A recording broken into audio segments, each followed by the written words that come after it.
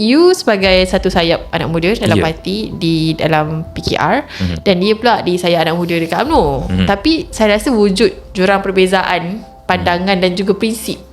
How do you live with that? Sebab dulu UMNO dengan PKR ni memang kita cakap musuh lama kan. Now that dah bersama dalam kerajaan perpaduan, how do you live with that? Especially dengan dalam pemuda UMNO sekarang banyak serang TAPSI, DAP.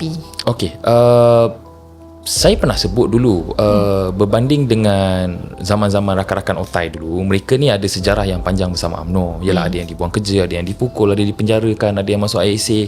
Berbanding kami yang AMK yang sekarang ni, kemungkinan besar, sebahagian besar saya boleh sebut tidak melalui zaman itu.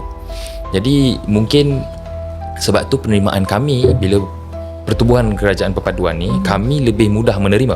Maksudnya dari sudut AMK ni lebih mudah menerima.